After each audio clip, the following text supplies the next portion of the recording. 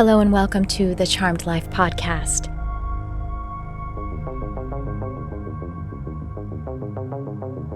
This podcast is all about magic, metaphysics, mysticism, and the unconditional love of the universe. And I am your host. My name is Tricia Carr. We have a really beautiful episode for you today. This is a conscious conversation, and my very special guest is just so incredibly inspiring. And I will introduce you to her in just one moment as I invite you now into this episode and also to this whole podcast. I want to encourage you, if you're brand new or if you've been listening for a while, there's a pretty deep bench of episodes. I've been doing this since 2016. And so I think there's about 400 episodes. So I would encourage you to maybe just do a little bit of a scrying, if you will. Scrying, like basically let random synchronization help you to find something that might be tailored just for you. So like do a quick zoom up as you're going through the list and see what you land on, because that can be exactly how Spirit will help us to connect with one another. And also, I'd like to invite you to please subscribe and leave a review, or follow is what the Apple app says now. So follow the show, leave a review with stars. I would so very appreciate it. It boosts me in the light quotient of our relationship and also in that good old algorithm. So those are my invitations to you. And of course, Instagram, I'm on Instagram at Tricia Carr Charm. YouTube, that is just YouTube/Tricia Carr. And yeah, those are the places where I'm publishing a lot of content. So those are my invitations to you. Oh, actually, I wanted to let you know as well, if you are on my newsletter, awesome, you already know about this. If you're not, in the show notes here, you will find a direct link to be able to sign up for the newsletter. I am actually offering 2 new kinds of reading services. So allow me to explain that. I have my signature service that's one-on-one. That is called empathic channeling. And this is like an entire deep dive into your soul, the lineage, your ancestors, the masters, archangels, whoever that is interested, that you're interested in hearing from and who is coming forward for you. But really above what it is, the reason I call it empathic channeling is because my entire energy moves into your soul energy and I channel those messages, the attunements, all that is that your higher self really would like for you to embody at this time. And so that's my signature service. And I also I do a little bit of hypno healing. I do some healing in that service. That's 90 minutes. People typically do that about once per year. Maybe you could do it twice per year, but it's such a deep dive and people listen to it over and over, or watch the replay over and over, that you keep pulling out of it for a long time. But I am feeling called now to add just a couple of quick services, not really that quick, half hour or an hour, and they're intuitive reading with divination. And so this is specifically designed for you to bring some questions, which of course you bring questions in the empathic channeling service as well. But this is really focused on your questions, just a good old-fashioned psychic insight reading. So I've added those 2 to the website. I have them available at this time, but my schedule is variable. It's inconstant. And so who knows how long this will be available? I don't know, but it's something that I'm feeling really guided to do at this time. So I wanted to make that invitation to you. Now, I said that I have my signature service of the empathic channeling, but I am also a hypnotherapist, and working therapeutically is my favorite thing. Therapeutically meaning several sessions going on for a long time, really working as a hypnotherapist and coach and a soul guide and spiritual teacher for someone. So you can check out my hypnotherapy section on my website, and there's a place for you to be able to book a free consultation for us to see what you would like to work on. And that also works in packages. So just so you know, you can, those may not be listed on the website if you go there this moment, but there's different, if you're going to be working therapeutically with me, then we have packages. And then of course I have my big coaching program called Mind Body Ascension Accelerator. Check the description, the show notes here, and you'll find a link to be able to read all about that. At this time, we do have 2 spots open. After those are filled, then the doors will be closed for 3 or 4 months, just depending on when you hear this. So thank you so much for listening to my invitations. And if you feel like you would like to work together, well, then let's give it a try. Just at least have a look at some of those links and let's see if we do align. I would love to work in your beautiful energy. Now let's talk about this episode today. Today, I have Priscilla Jogminas, and she is a certified hypnotherapist, an intuitive, a healer, a starseed ambassador, a channel, teacher, and mentor. We discuss so many spiritual topics, spiritual development practices, and all of these are really kind of based around us remembering who it is that we really are, why we incarnated here. And Priscilla is, she said, a starseed ambassador. That's so great. So she really brings through a lot of the Pleiadian energy, and she really has a beautiful and infectious energy. So I will chat with you on the other side of this conversation with Priscilla Jogminas.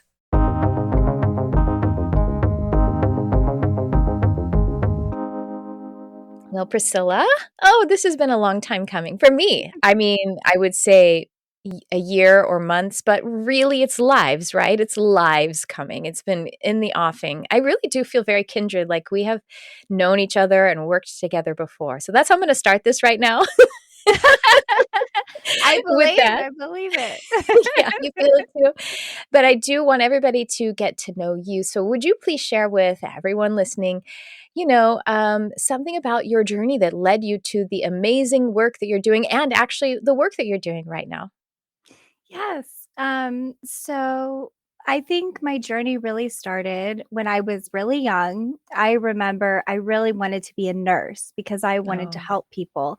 And Mhm. then I found out, oh, maybe I want to be a doctor. So I remember really wanting to help people in that field. And so I went on that journey. I became a medical assistant and did that for a little while and then decided to go further to become a vocational nurse. So I was in school for that. And something just didn't really feel right to me. And I kind of had a little bit of a change in my path when I started. Not that I don't love the traditional medical industry, but I realized that there was other ways that I could help people besides medicine. So I kind of went off on this little, I would say, not hero's journey, but maybe I think just a little journey, maybe hero's journey. Why not? Let's stretch it. Let's say it was yeah, we're all let's say it heroes. was We're all heroes of our journey. And so I went off on this journey, and I remember seeing Tony Robbins and what he was doing for people and how he was really inspiring people and lifting them up. And so I said, okay, I want to do that. I want to learn NLP, which, neuro linguistic programming, which at that time I was looking up NLP places. I found a couple of places that were like, weekend courses or Yeah. something like that. And I've always been really, really interested in being a student, and I'm a forever student. Yeah. I'm always love education. So I guess short story long, I ended up at HMI, and it was mainly for the NLP class. And then when I found out about hypnosis, I was like, oh my God, like this is it. And so I really started going on a very spiritual, connected journey with my training there, and really started to open up a lot and meet some amazing people with some spiritual gifts, which I had always had since the age of 5 years old. I could see spirits. I would jump out of body. I would do a lot of things that, most 5 and 6 year olds probably wouldn't be doing. By the time I was 13, I was actually a minister. Oh. And I was giving like little sermons and like, yeah, Jesus and all this. I was very religious.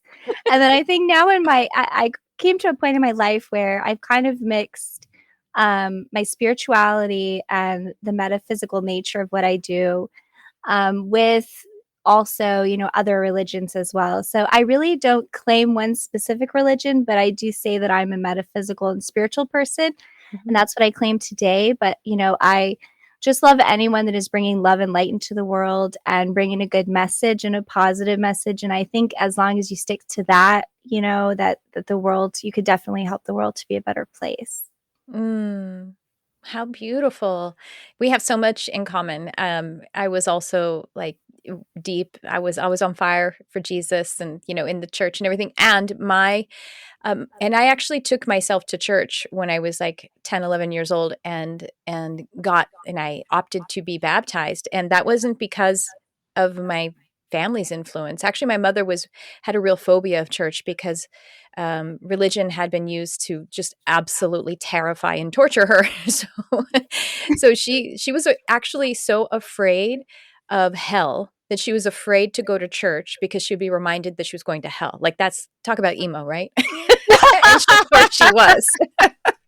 Yes, Creating very so emo. many, inferring so much, So anyway, everyone, when we're talking about emo and fizz, which we maybe, who knows if we'll talk about it, but my mother is an emotional, that's both her suggestibility and her sexuality. Sexuality doesn't mean necessarily about having sex. It's about how you express yourself in the world. It's your personality. And you know what? I will link below some ways that you can find out what your sexuality is, if you're emotional or physical. But so far, I'm really kind of talking about her suggestibility, because the emotional suggestibility will infer. So they kind of like, they ruminate about things is way to say it, and then it can become a lot, and then the other one is physical, which means you're very literal and direct. So my mother was very indirect and inferred in her fear of church. So that's a short story long to say that I likewise, I was baptized at age 11, but my baptism in the most boring First Baptist Church in Saginaw, Texas, like not charismatic at all.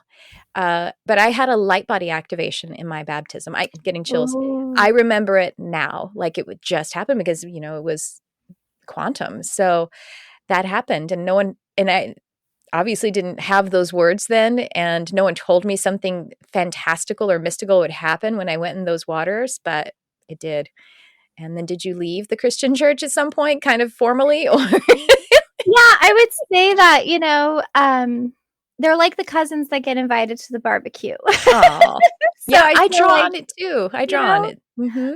I feel like like when I do my work today, my metaphysical work, I work a Mm-hmm. lot with Christ consciousness, which is kind of what Yes. I call it now. And Mm-hmm. so, I'll bring in the Pleiadians. Mm-hmm. I'll bring in like the dragons. I work a lot Yeah. with dragon Me spirits. too. I didn't know You that you know, worked with dragons. That's yes, awesome. yes, I do. They came to me when I first got my first Reiki activation, and I kind of knew that they were there. But when they showed up, I was like, "Oh, cool!" And then I was riding a dragon, and then all of a sudden, I was the dragon, and I'm like, Yes. "Oh, okay." So, and I sometimes even I'll get little itches on my shoulders, like it's kind of Mm-hmm. them reminding me, "You have wings."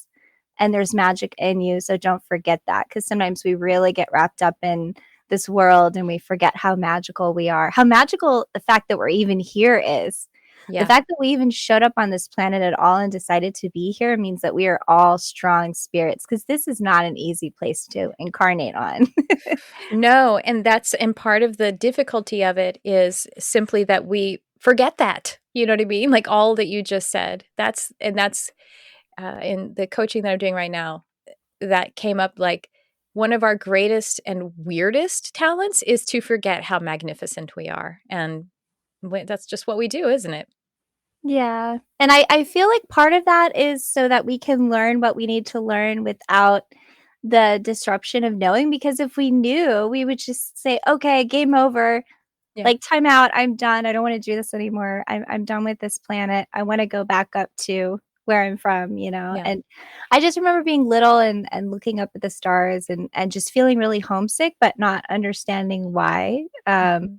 And I had a lot of experiences with spirits and aliens at a very young age. And, my parents, being very religious, just called them demons. But I Oh, think there were some levels, but I felt like, no, these aren't bad beings that I'm communicating with. And so I just kind of started keeping it to myself. But I was visited by angels a lot, and a lot of very light Christ consciousness, what I call beings, which I think now could have been Pleiadians or from the Pleiades star system, because they are very much Christ consciousness there, and mhm. they are very light. And also I think that they presented themselves to me as a child with what I would accept or what I could understand. So I think that they're really gracious in that way, that they really have to lower their vibrations to come down and communicate with us. And we kind of have to, and being a child and having that innocence and having that higher vibration, I think it was easier for them to come in that form. But I truly believe that, there are definitely different types of dark and light spirits. I don't like to say evil, but I mean, I'm sure there are evil ones. I mean, I've come across some pretty dark ones, but I think that every spirit and every being has its place and its part in the grand scheme of things. So Mm-hmm. that's Yeah, I kind of mean, how I feel. and that's not, if we think about it, I mean, people get really, some people, you know, it's almost like a superstition to be like worried about, oh, but there's dark. It doesn't, it's actually much easier to not align with a dark energy than a dark person. Because once you've gotten, and by the way, hello, how about this human race? Do you want to call some of them evil? I mean, some of them, there's no other word, right? Yes, exactly. It's just empirical evidence. But no, but by the time you are face to face with the human in flesh, it's not as easy to just poof not be there. I mean, sometimes it can be, but there's a lot. But when we're talking about spirit or entities in the spiritual and energetic realm, it's really as simple as just having a different state inside and poof, they can't see you, you can't see them. It's really much easier, but it's kind of the mind thinks that it's unknowable, or does it just, again, it's a part of that illusion of not knowing what we really are. I have to share when I was little and I was experiencing, well, I had imaginary friends is what my family called it. And then when I was a teenager and I would be communicating and this with spirits, I would be in my prayer, which was, meditation and channeling too, because I did end up going to churches that were charismatic. And so I would speak in tongues or light language. Me as And well. yeah, of I course, didn't that's have where we're the going to words go. for it that time, but yes. And then sometimes I would feel an entity and even see clairvoyantly a being in right there and even come and sit on my bed. And because of my conditioning, it was like, well, it feels good, so it has to be Jesus. And then it would be, I feel like Jesus would just go, fine, here, okay, it's me. Right, exactly. Whatever works for you. Yes, exactly. Whatever fits your reality, because it's Yeah. really our perspective that we're projecting onto this being, and this being is really showing up the way that we see it. So I think also that happens with sleep paralysis, and some people may not agree with me on this, but I feel that these are lower vibrational selves from other dimensions trying to stop us to say, hey, maybe you need to turn your life into a different direction. And coming to us in different forms, because I feel that we are always guiding ourselves with our future selves, past selves. There's lower dimension of ourselves, there's higher dimensional selves on different planes, and sometimes they come in to intervene. And so I feel like we are so protected as light beings that even the negative energies, they can try, but they don't have the power to influence our sphere of light and the way that we project ourselves. So I feel like even the negative experiences could have been either lower versions of myself, maybe the lower vibrational parts of me, like the shadow self we talk about. And I know that not a lot of people would agree with this theory, but I think for me, I just feel like we're so protected that they couldn't get that close to us and they couldn't have that much control over what we're doing. So it has to be a part of myself maybe stopping me and saying, hey, maybe you need to go in a different direction, or maybe drawing my attention to something, but that's how I feel. But it's still up for discussion, I'm sure. That's just my 2 cents. Well, yeah, I mean, with sleep paralysis, in our clinical studies, we understand that sleep paralysis is just essentially, I mean, honestly, I've heard that there's actually types of seizures that you become aware when your body is disconnected, and it's supposed to be, I forget what the term is, but basically your nervous system is disconnected from your brain and you're supposed to be in paralysis, but you're also technically not supposed to be aware of that or conscious. You're meant to be so deep in sleep.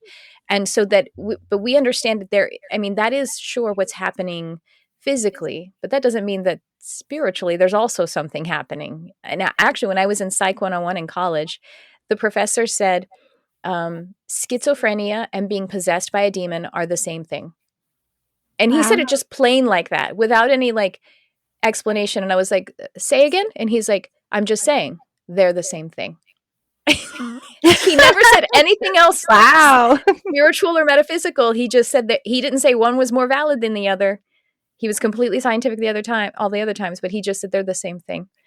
So I thought that was really interesting. Something is happening. Sure, we can see what's happening with the brain and, and what's happening with the mood and the chemistry and everything. But that doesn't mean that there's not a parallel something happening metaphysically, which you and I know about. Right, exactly. And alcohol is derived from the word alcohol, which basically means body eating spirit, and the word ghoul, which basically means, a spirit that's dark. So, Wow. Whenever we take in anything into our body, we're changing the vibrations, we're changing everything about what we're projecting, and we're opening that pathway and that door. And so we have the free will to do that. There's nothing that's going to stop us and say, don't open that door, because our guides are going to sit there and go, okay, we're here, but what are you doing? you Mhm. know, and then when we're finished and that door is closed, when the vibrations and the change has shifted, because everything has the ability to change. We are made of so much water that no one can tell me that we are not able to shift and change our vibrations, shift and change ourselves physically, mentally, and emotionally. If we have this much water in us, this much water energy, this much spark, how can we not shift and change ourselves? It's really just about our perspective and then the knowledge and the training that we would need to do that. And I feel like Mhm. a lot of that is inside of us. We just have to seek out information on it. And that's where enlightenment comes in. And I think that's really what I've been trying to find is, why are some of us enlightened and then others, we just go along our lives and we just never even think about it? Is it the chemistry? Is it the way we're set up with our soul contracts? I think that's the part of me that just wonders, because we have so much potential with everything that we're made of to really be so much more. So why is it that some of us are enlightened and wanting that, and then others are not? Well, as a I think that's Pleiadian the question. soul, what do you think? Is it still just a question, or do you have some answers, or I don't, maybe not answers, but contemplations around that? What do you feel or think about that? I think that people in general are given the free will to do what they feel is best. And I think that there are ancestral ties to everyone. Everyone's tied along a long chain. And so I feel that there are moments, everyone has a moment of enlightenment or epiphany. And I think it's more about the decision, because we only have a certain amount of time on this earth. So I believe that because we come back over and over again, maybe this soul says, I don't want to deal with this lifetime, but maybe next lifetime I will. So Mhm. I choose to feel that it's about, maybe this is not the lifetime that they're choosing that path. And maybe they'll do it, because when you think about the amount of time that we have as far as past lives, if you believe in that, and this is your first or second go around, well, you've got some time. So maybe you want to focus on a romance novel this time. And then maybe next time you want to be in an adventure. Maybe next time you want to have a murder mystery. We don't know. Yeah. So, maybe it's a little bit more about what the soul wants to experience. What do you think about soul development, youth or age or wisdom?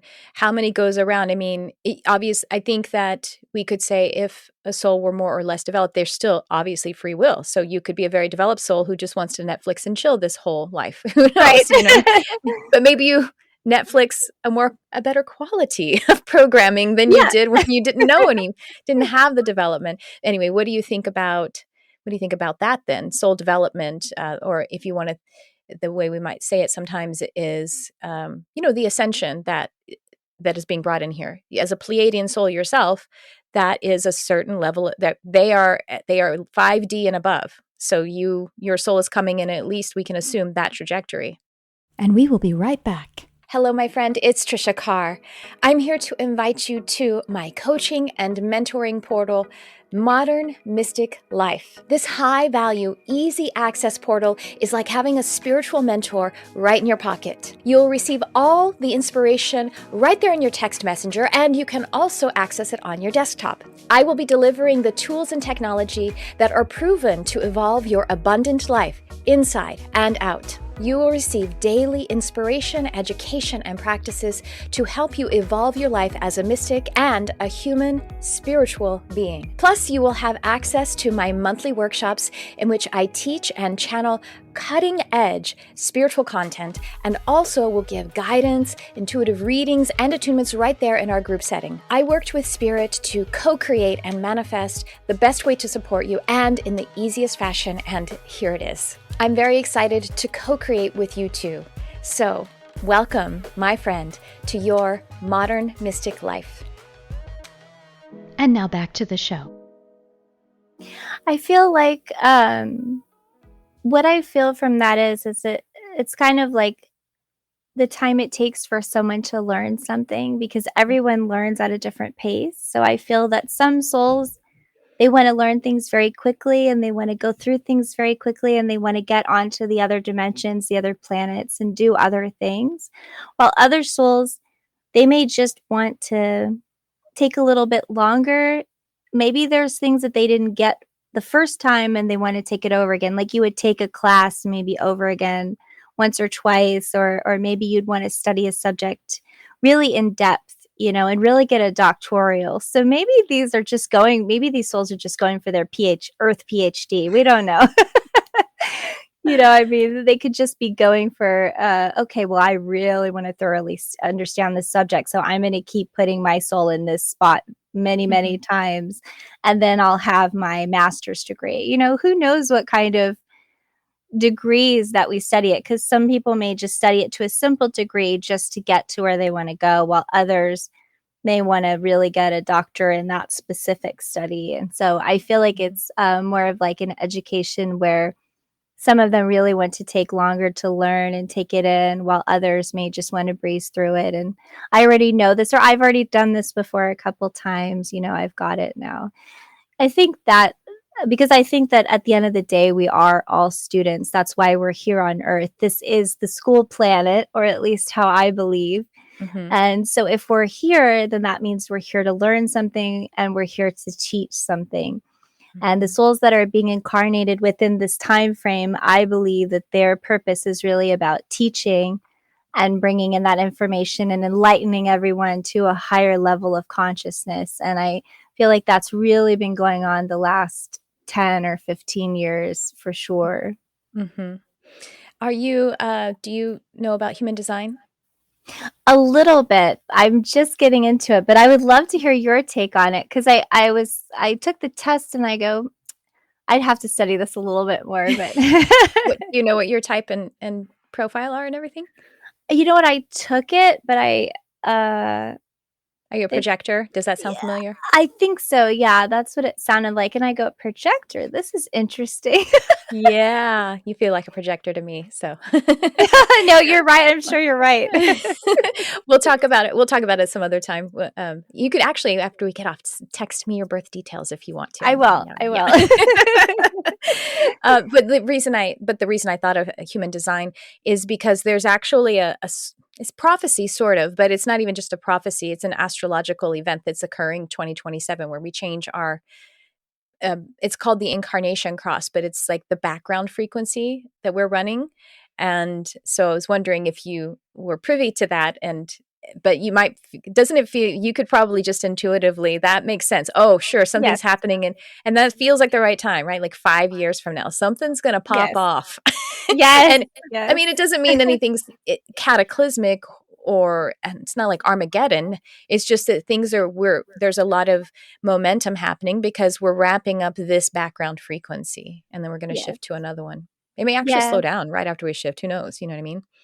Yes, and I feel like some people, they maybe think, oh, it's the end of the world, but really what it is it's just a shift in timeline jumping and timeline reality. So when we have a shift in reality, we just have some people slip out and maybe do something different. It's kind of like, a plane. Okay, well, I want to go to this dimension now, or I want to stay here. And so I think that there are ways that we can actually use certain codes and certain light codes to kind of create our reality. So we can do a lot of writing, but we always want to write about what we want, and we try not to focus on what we don't want, because if we write about, I don't want to be broke anymore. Well, guess what's going to happen?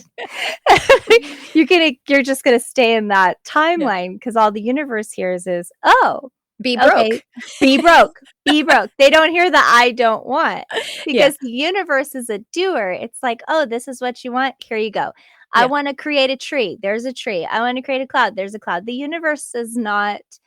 It's a literal suggestible. Very literal. I know. It's a fizz. It's like, oh wait, what'd you say? Oh, broke. Okay. I know. Right? Before I studied at HMI, knew anything about suggestibility, I was teaching. I was like, energy is literal. Yes. That's what I kept saying. It's very literal and direct. And also because, my first psychic gift that I opened, a spiritual gift that I opened up was animal communication. And animals are very literal. You can't tell an animal, don't bark. He's all, bark, right? Bark. I know. I am. Exactly. Yes.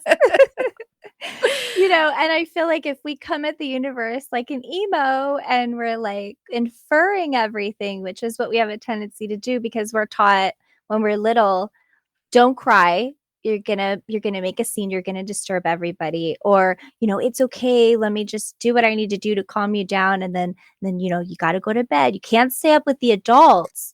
In your little furry pajamas. You're too little. You have to go back to your bed. And so as we become adults, we get into those I call pajama situations where we're like, oh. And we get caught in our little furry pajamas, and these people are too big for us, and we're too little, and we're out of our element. But I feel like the universe is encouraging people to, take off your footy pajamas, put on your grown-up shoes and your grown-up pants and your grown-up clothes, because guess what? You're one of the grown-ups now. And I don't think we're ever told that really. Like we have birthdays but I think mentally and emotionally, we still have those pajama moments about our spirituality, about what we think about things. Like, can we really own this? Are we still that little kid that's trying to be quiet and not disturb anybody? Or maybe we're that little kid who's trying to cause trouble because it's fun. But either way, we can step into that. And I think that we're the ones who have to tell ourselves, it's okay now. It's okay, Yeah. I love that. We're getting our footy pajamas. Yeah, it takes a lifetime to feel like you're grown, I think. I feel grown in a lot more ways. This is what I love about getting older. I don't care about the skin sagging. That really doesn't bother me nearly as much as I appreciate. Oh, God, it was so hard being even just under age 38. All of it was hard. Yes, yes. I think that once you hit 40, I told my daughter today, I think I'm in the stage where I just don't care what anybody thinks. And I'm just going to do what I want because I feel like I don't, how much time do we really have? And I'm just not going to worry about what people think anymore. I mean, yes, of course I care about everyone, but you really have to live your truth. And nobody tells you that. You just have to tell it to yourself. Nobody comes down and waves their magic wand and goes, okay, you could do whatever you want now, and so I think we just have to be reminded that it's okay. And if we need to remind ourselves every day that it's okay to just be yourself and do what you want. And I think with beauty standards alone, there's so much that's put on women as far as, but guys, it's like, oh, and I love men. I'm not bashing them, but I feel like there is unrealistic beauty standards for women. And I feel like if we look at the soul and not as much the exterior, because this exterior fades away and then all you're left with is the soul, and the soul has to be developed. And I feel like that's a message that our young girls are not getting enough. Oh, gosh. And just not only not getting the message, but getting a message from social media, Instagram, and whatever the younger kids are using now. Are they Snapchatting? I don't know. TikToking. Who knows? I call it click clock. My kids laugh at me. I'm like, on the click clock.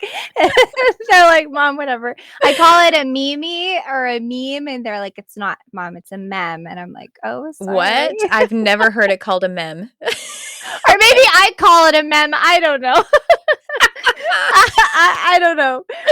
But what I am happy is that they're putting themselves in front of the camera and they're able to like create something. Yes. But then they're being so judged, and they're getting from such an early age what judgment is really like. Not only like school bullies and things like what we grew up with, but this is like, you put a TikTok video on, you're 15 years old, you have all these issues, maybe you're a young girl who's not in her skin yet, and then all these people are commenting on you and giving you all this love and hate.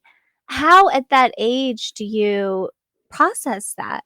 Yeah. That's not the experience we had. We we didn't have, the ability to put ourselves on a platform where there's going to be all these people watching and judging us. I mean, And just saying it. And that's the thing with social media, with texting it, is people can be on their worst behavior, and there's so much objectification. They feel they're objectifying themselves, like it doesn't matter. Like, I can let out this nasty thing. It's not, they don't really take responsibility for it. They don't feel it. I remember Louis C.K., the comedian, he was talking about just people driving in cars creates that too. So like, he was saying, you're driving in a car and you yell out the window, "You stupid fucking pile of shit." And he's like, but if someone were standing in an elevator next to you, you wouldn't like look in their face and say, "Stupid fucking pile of shit." Like, there's no way you would do that. No. A sane human being wouldn't do that, because you're being that close to someone. They're a human, but you can objectify them with these divisions that are just perceived. And then there's also that, not really taking responsibility or caring about what you're releasing. And here's the thing, as we're talking about lower selves and everything, as you were saying, the internet is the fourth dimension. And the that internet, makes because sense. 4D You just cleared is, it all up for me. you're like, and press end because we're done. Yeah, no, but it is. The internet is the fourth dimension manifesting for us, seemingly manifesting, because it's coming into our light and sound spectrum that we physically perceive. So we are experiencing what we normally not otherwise would have been experiencing in dreams or in fantasies, or, you know what I mean? Like you're talking about sleep paralysis. It's happening in our reality of physical light and auditory, and so it seems more real. It's actually it's manifesting. It's not going to become physicalized, but it's everything but a physical reality. The fourth dimension is there. It can be a dumpster fire. It can be just chaos. And there's, also but it's a transient dimension. It's not something, it's a thought form dimension. It's where all our thoughts and feelings are.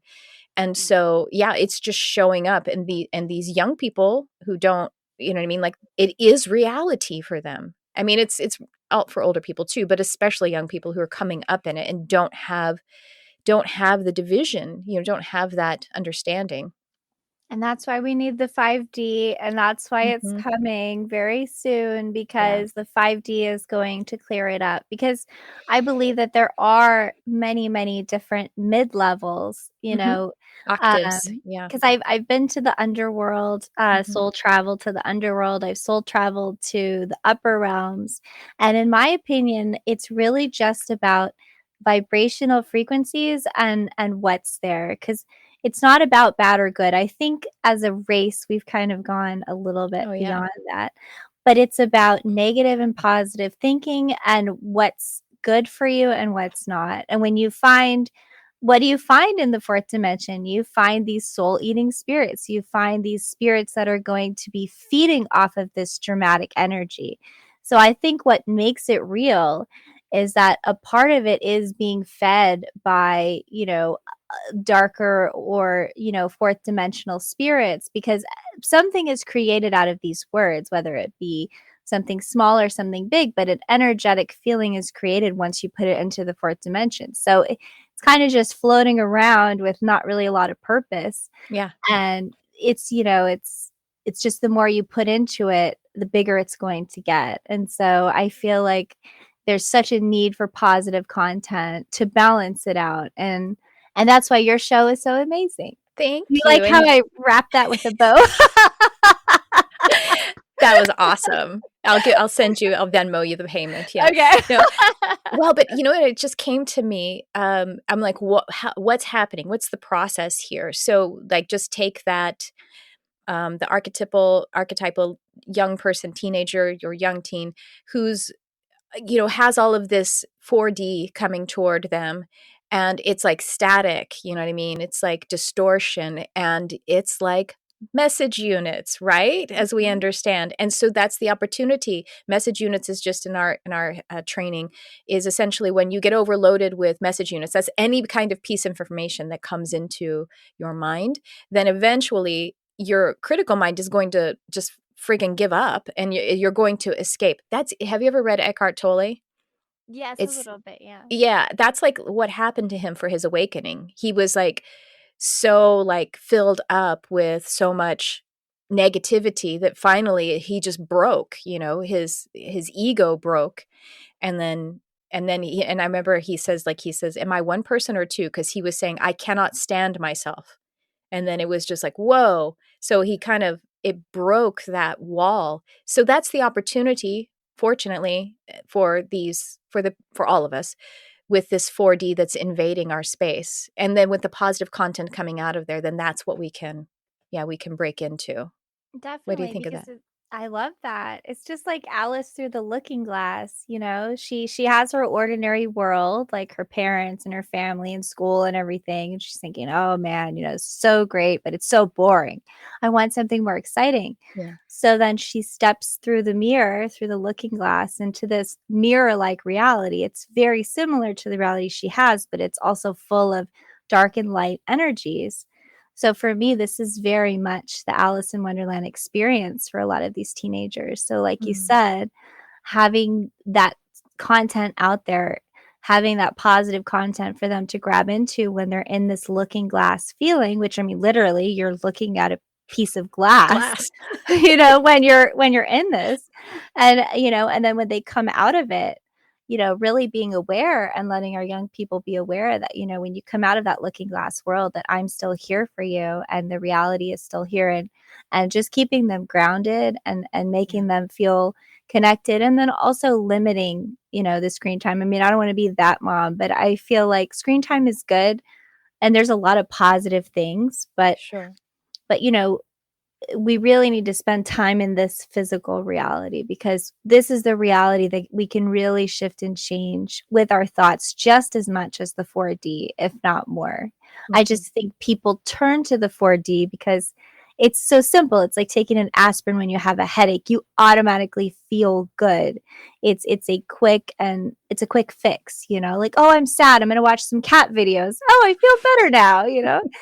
And there's nothing really in this world unless we come across it. But that's why we're journeyers. That's why every soul has to embark on that journey, not through a screen or through a glass, but has to go out and actually find those little quests, or like have to actually go out and find a cute cat instead of, oh, it's here on my phone. Oh, you mean I've got to get dressed and I got to get in my car and drive around and look for cats? Well, no, but like if something shows up, it's going to be more special than if it's just going to be there while you're scrolling through. So we don't want to lose the wonder of the magical things that can happen, that can come to us in this reality, Mhm. with the looking glass. That's amazing. It is the looking glass. I mean, it really is when you think about it. I'm never going to think of it any other way now when I'm looking at my phone. That's incredible. Well, I really want to talk about all of the work that you're doing with people. What kind of, and I mean, obviously I'm not going to say what it is you're doing. Why am I doing that? I was about to fill it in. I was going to answer the question. That's okay. I'm used to just looking at a screen and it can't talk back. No, I'm kidding. So yes, please tell everyone about the No. work that you're doing. Sorry. It's a little joke. Help me, I'm trapped. No. Yeah. So what I've been doing a lot is I've been doing a lot of house clearings. I work with a lot of attachments now. Because most people that come to me when they do past life regression, which is another thing that I do, I notice that there are a lot of attachments, and these attachments can attach to, ancestral DNA, can be attachments that we carry through. But I feel like, just as you were saying with the professor, that every single illness, not discounting modern medicine for medication for people with illnesses, but I do feel like every issue that comes up, there is a lower vibrational attachment that attaches onto it. So what I've really been focusing on is doing energy work, a little Reiki when we do the past lives, but also specifically cord cutting to these attachments. And even Yeah. if we could transform the attachments into something positive and light, because everyone, I believe everyone has about 200 spirit, kind of a team. And then there's about 5 or 6 of them that kind of help guide.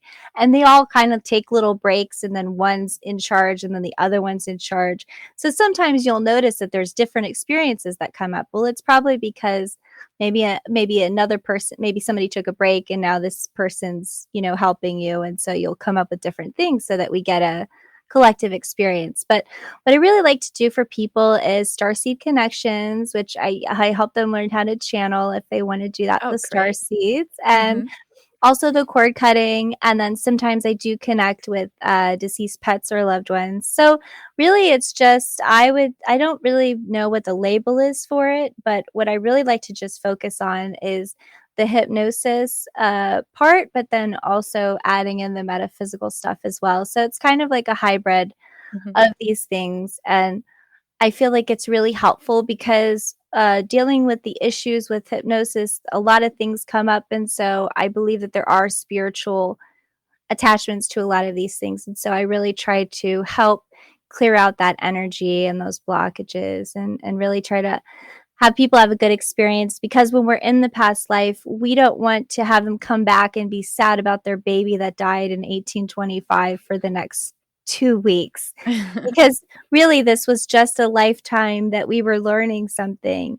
And so I want to try to find what the learnings are and then heal that, whatever closure needs to happen, and then move forward, because there is little holes in that reality if there's trauma or if there's anything there that is unresolved that we don't even realize. Because maybe to this day, because we had this baby that died in 1825 without even realizing it, we're looking at baby clothes and crying, or we go into an antique store and it hits us. I had a baby and it's not here anymore. So I feel like just trying to help people with these things is really important, because there isn't always closure in those situations. So if I can go back and help them, I sound like Sam Beckett right now.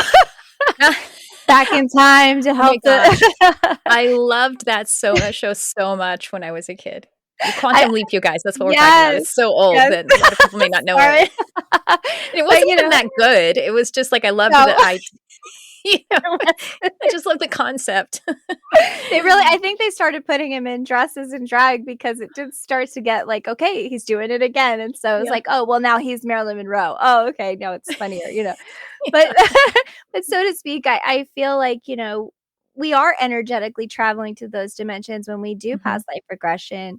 Even though the body is there, I feel like the soul does travel there. And so to just kind of help that soul work through those issues as much as I possibly can, and to kind of connect to their guides. So in a nutshell, that's what I do. What the label is, I have no idea, but I just call myself a metaphysical hypnotherapist. Oh, it's perfect. Yeah, that's great. And you work, and even the house clearings, you do those remotely, or do you go only locally? So it's something that's new that I just started doing, but I do like to take the person to a neutral location first to try to see if we can clear anything with them. And then eventually I will go to the house. I feel that it's not that it's a big job. It's just that there's a lot of things that need to happen. A lot of guides need to be contacted before we do it. But those I usually go to the home and do that. I try not to travel too far, but it also depends on, the situation and everything. I mean, it's just a Yeah. lot of different factors, but I do feel that it is one of my purposes to work with. And I actually work with Kali, who is Oh, I love her. Yeah. really great because she just Powerful. like gets it done. She doesn't have time. No, she's like, all right, let's go. All She's right, not you're out of here. trifling, You're y'all. out of here. No, she's probably one of the best to work with. And I Yeah. do work with Christ consciousness, but Kali, she really just like gets in there and does the dirty work. And it's really more about me kind of communicating with them and having them help me with it. because they work on their side and I work on my side with the person, and together we're the A team. No.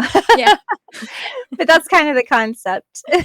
Do you prefer, or do you have a preference, I should say, to working with like single sessions, or do you prefer working therapeutically, or are you happy with both? I think it just, I really like to try to look at the whole entire situation respectively and say what's going to be the best for this person. So I try to stay flexible, and but I do try to be aware of time frames because my sessions do tend to be a little bit long. I But know, 50 minutes. They say they yeah, taught us in school. I'm like, no.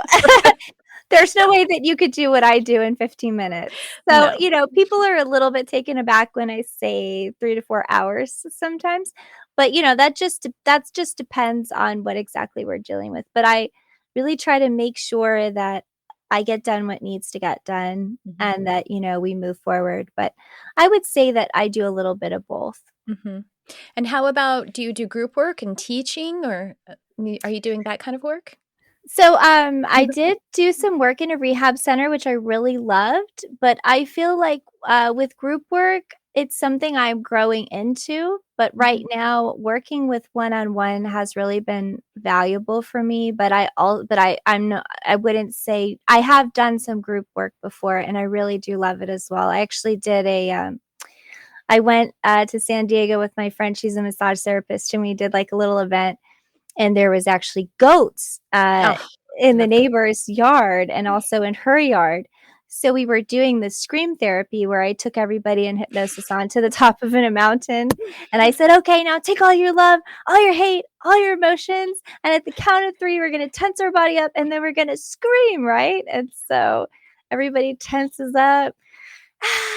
And then the goats start screaming, and then everybody's like looking like, what is going on? And thank goodness it was in an area where it was kind of a little bit more of a rural area. But so I said, oh well, maybe if we book this again, we might. I love it. The goats, and they sound very similar to humans. They're screaming. Yeah, they were.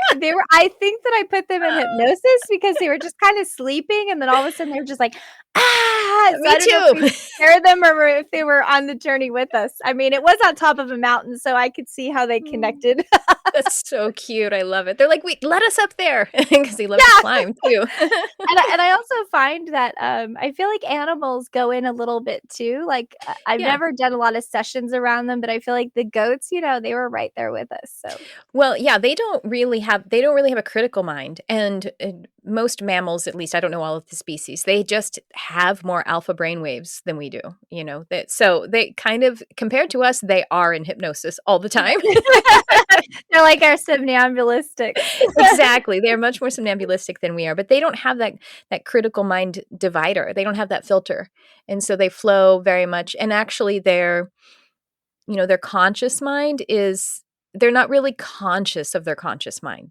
You know what I mean? Like they really, they think and feel in more in their subconscious, or more with their whole mind. Their conscious mind is just skills that just show up. That's what I've witnessed with animals. So, but actually, I was talking to Cheryl O'Neill, who has been on the podcast, and she is yay. senior instructor at HMI College of Hypnotherapy.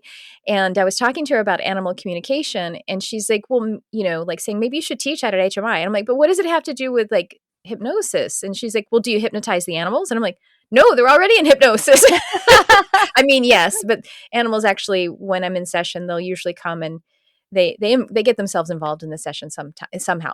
Because I have a session with them remotely first, and then I get on a Zoom call with the human, and they'll show up. Sometimes they start just meditating. They just like crash out right there, or sometimes they just start talking. They like, whatever. I love that. Then, yeah. I think that the powers that be, whoever that is, gave us the gift of not really allowing everyone to hear what animals' thoughts are. Because can you imagine?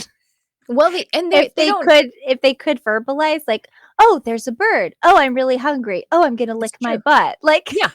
They just are. I know. And sometimes people will be like, I think my cat's trying to tell me something. What is it? And I'm like, she's probably saying, I'm hungry, I want you to scratch me. Like, it's really not, Right. it's very present. Yes. They're not worried about the past or the future. They're like, yeah, you bring me my food twice a day. That's it. What am I worried about? Yeah, exactly. Exactly. I feel like the telepathy is something that we need to learn, and Yeah. I'm working on it. I feel like I have it there, but only with certain people, when you have that connection and you Mm-hmm. could just like, oh, I know you were thinking about me, so I thought I'd give you a call. And I feel like everyone experiences that here and Yeah. there, but we don't really expand on it because we're so busy with work and family and all the other things that we do.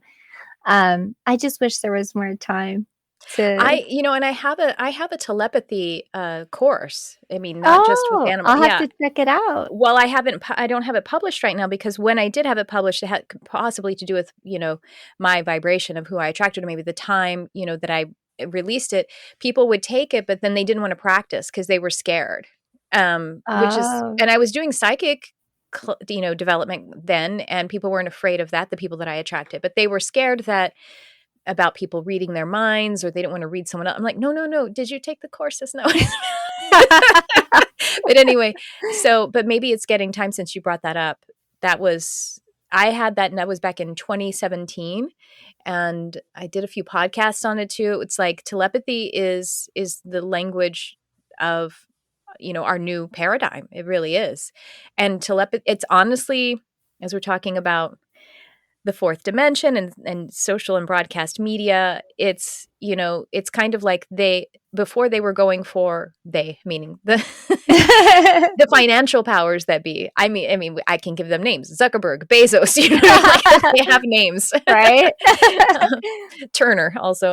Anyway, it was like the commodity that this kind of consumerism was feeding. It used to be more just our cash, like in our parents' time, and then it moved into, in the information age, our data, and they got all that. They got everything. They have all of it.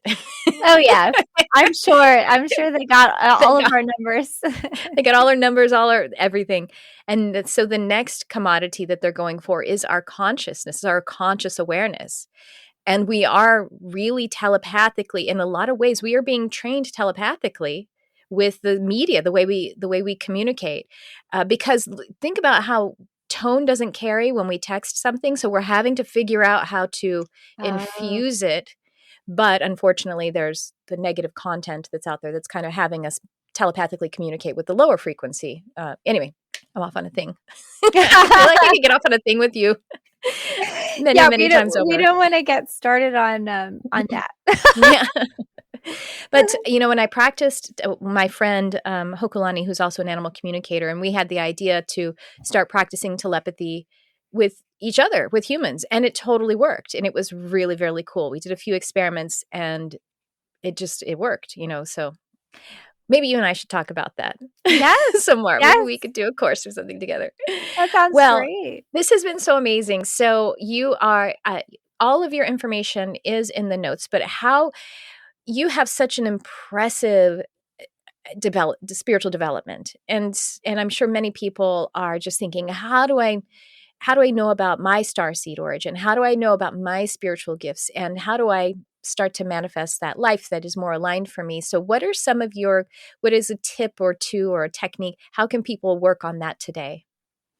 So I feel like the first thing that I did on my spiritual journey is I started doing a lot of writing, and mainly I was focusing on when I'm still and when I'm quiet and when I'm not surrounded by other voices, other people's opinions.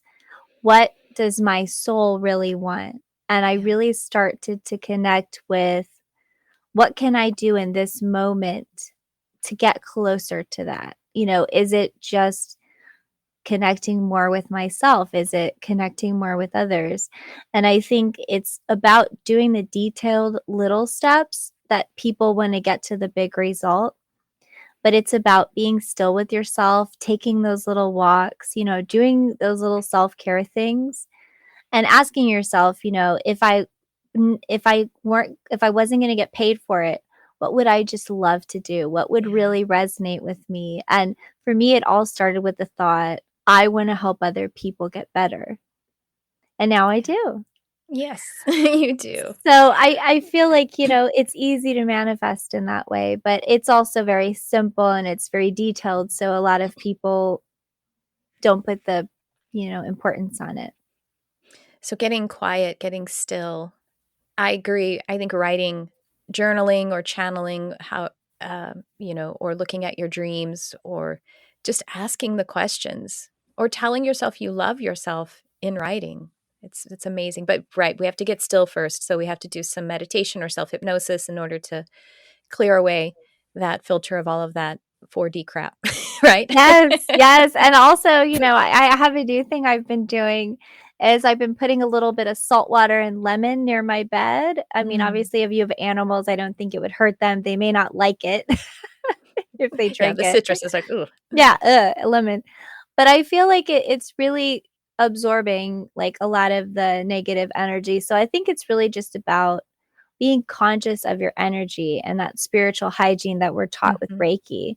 And it's Mhm. really easy, you just focus on your own energy and you just, try to keep yourself clean. I think spiritually and mentally and emotionally, if you keep yourself clean constantly and you just constantly are aware of your thoughts and challenge a negative thought, you don't have to be upset at yourself for thinking it, but just say, well, why did that come up? Because usually there's a different root. And there's an exercise that we do where we put the problem in one hand and we put the solution in the other. And we actually talk to the problem and we say, why are you here? Yeah. Oof. And sometimes it could be very heart centered, like I'm here to protect you, or I'm here because you got hurt doing this once and now I'm going to stop it from happening again. And Mm. so you'd be surprised uh, why certain issues and blocks are there. It's not always necessarily to stop you. Sometimes it's just um, something that is trying to keep you safe, but you have to let it know I am safe and I can do this. And I think it just goes back to that giving yourself permission to listen to your own intuition. Mhm. Wow, Priscilla, this has just been so amazing. I would love for you to come back on anytime, Yes, sometime, anytime. We need to do some more stuff together. I feel like definitely. we've Aw. we've opened the portal for it. So, we'll be doing that more. So thank you so much for all of the work that you're doing and thanks for coming on. Thank you. This was lovely. It was so much fun.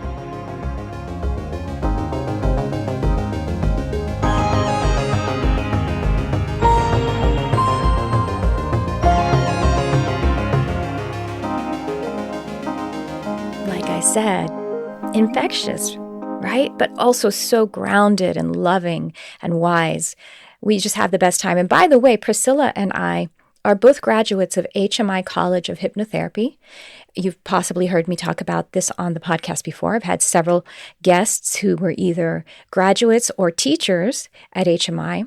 And HMI is completely online now. So it doesn't matter where in the world you are. If you are interested in really, I can say this because I only work there and now I took the program. I would say it's the premier hypnotherapy education in the world. I'm going to say it. I said it. So there. But it is also the U.S.'s first nationally accredited hypnotherapy college. And the program's about a year. It's like, I think, 10, 11 months with, vacation holiday time. And it's change your life. If you're interested in working with people, working in hypnotherapy, working with the subconscious mind is working in spirit. So if you're interested, then I encourage you to check it out. Links are in the show notes for you to be able to go to and find out what's going on with HMI. And I can just tell you, it's very easy. Hypnosis.edu is their website.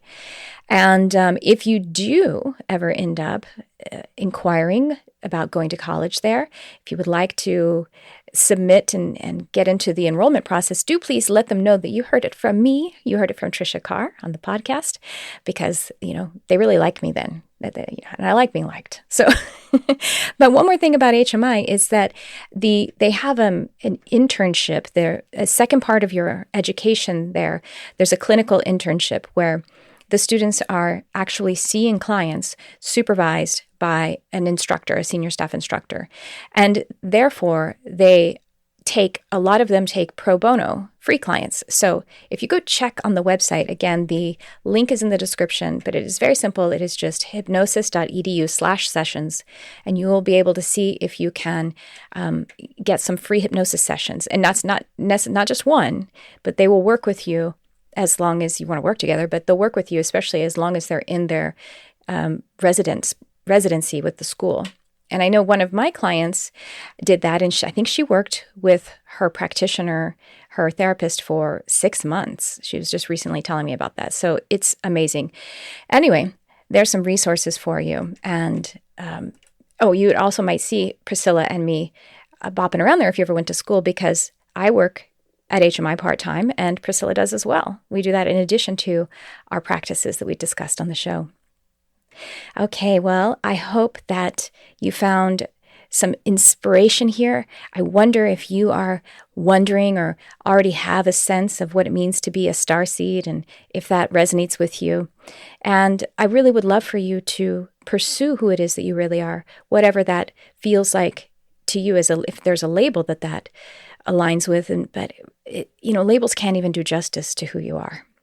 And I encourage you to cultivate the self-love and the space to give yourself that love, because it's so very important. You deserve it, and we need you in the fullness of who you are.